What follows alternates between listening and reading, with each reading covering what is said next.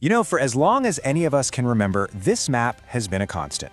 Greenland, a massive, icy territory, part of the Kingdom of Denmark. It's simple, it's stable, it's been that way for centuries. But behind the scenes, in the quiet halls of power, a very different map is being drawn. You probably remember this, right? Just a few years back, the idea that the US wanted to buy Greenland, it sounded like a joke, a headline from another century.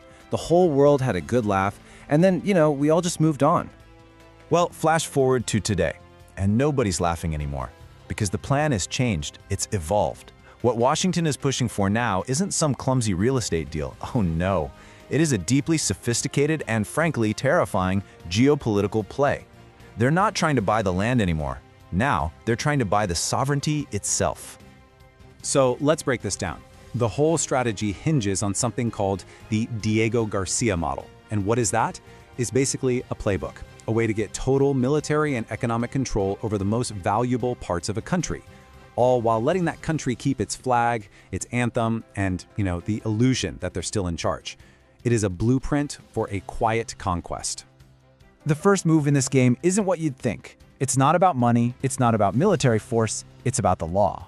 It's a legal pincer move, designed to carve up a nation on paper long before a single soldier sets foot on the ground.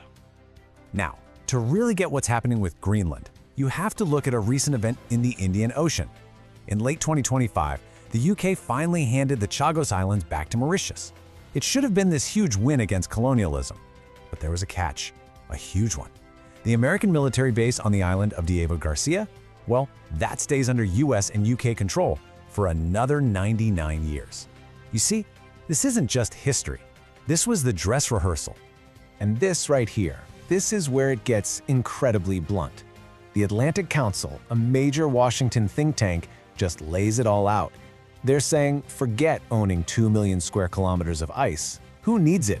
The real prize is controlling the choke points, the deepwater ports, the airfields, and of course, the land sitting right on top of trillions of dollars in rare earth minerals. So how exactly does this work? They call them sovereign base areas, or SBAs. The best example is Cyprus. When it got independence from Britain, the UK just kept 2 chunks of land. And inside those zones, it's British law, British police, the whole shebang. They're basically tiny pieces of the UK inside another country. And that is exactly the model being pushed for Greenland. A series of American enclaves where Danish law just stops at the fence. Okay, so you've got the legal traps set, but how do you get them to walk into it? Well, that brings us to phase 2. And this is all about making an offer so massive, so overwhelming, that it becomes politically impossible to say no. And this is where the numbers just get insane. Right now, Greenland's economy depends on an annual grant from Denmark. It's about $600 million. It's their lifeline. The US proposal, though, doesn't just match that. It completely blows it out of the water. They're offering a $500 billion fund. That's billion with a B. So you see what's happening. It's an economic pincer move. The White House is making a calculated bet that for a nation that dreams of independence but fears going broke, an offer this huge changes the entire conversation. It's no longer about national pride. It's about survival. It's about prosperity. But it doesn't stop with the government. No. The plan gets personal. It gets surgical. They are proposing a direct payment to every single man, woman, and child in Greenland. $50,000. An Al Jazeera report calls this the social trap. And it's not just the cash. The deal would also include something called compact citizenship, the right for any Greenlander to live, work, and study in the United States. Forever. It's a brilliant way to bypass the politicians in Copenhagen. You go straight to the people. Because if the Danish government tries to block this deal, they're no longer seen as defending sovereignty. They're seen as stealing 50 grand and a US passport from every family. It's a political checkmate. Let's just step back for a second. Financial independence, personal wealth, a ticket to the US. I mean, what's not to love, right? But history teaches us a brutal lesson. When a deal from a superpower looks this good, it's because the real cost is buried somewhere in the fine print. And to find that hidden cost, we have to go back to where this all began. We have to talk about the ghost of Diego Garcia and what really happened the first time this playbook was used. Back in the 1960s, when the US and UK wanted that base in the Indian Ocean, they didn't negotiate. They identified the Chagos Islands, and then they forcibly removed the entire native population. The Chagosians were rounded up, herded onto ships, and just dumped in the slums of Mauritius. And to make sure they could never come back, soldiers gassed their pet dogs and burned their villages to the ground. This isn't some abstract theory.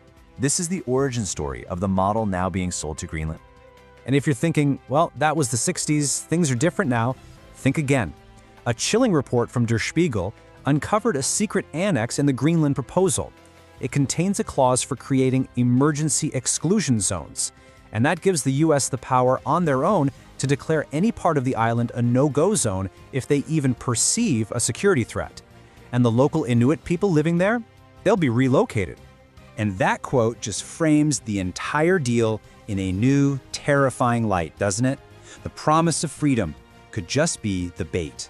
The trap is a 99-year lease where your ancestral hunting grounds can be turned into a firing range with the stroke of a pen in Washington. Now, this isn't just about Greenland or Denmark. If a plan like this actually succeeds, the ripples could shatter the very foundations of international law, and it could ignite a brand new Cold War in the one place on Earth that's managed to stay peaceful. Top legal scholars are already sounding the alarm. The Verfassungsblog, a major journal on constitutional law, is calling this a UN charter crisis. And why is it a crisis? Because it fundamentally attacks the very idea of what a country even is. It comes down to a fundamental rule in international law, that sovereignty isn't something you can slice up and rent out like pieces of a pizza. The moment you start fragmenting a nation's legal authority like this, its entire status on the world stage just dissolves. This isn't a clever lease, it's annexation by 1,000 legal cuts. And you could bet the rest of the world is watching, especially Russia. Moscow has already made it crystal clear any permanent US enclave in Greenland will be met with a symmetrical response. That means more Russian bases, more hypersonic missiles, more nuclear subs under the ice.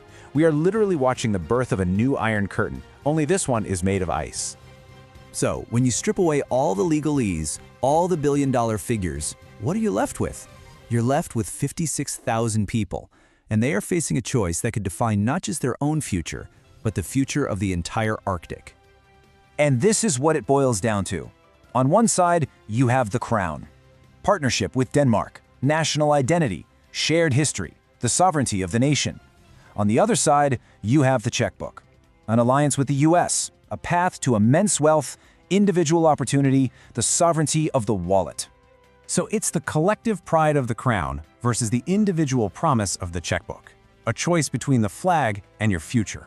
The map of the world is literally on the verge of being redrawn, and the price of the ice is a decision with no easy answer, and absolutely no going back. So, what would you choose?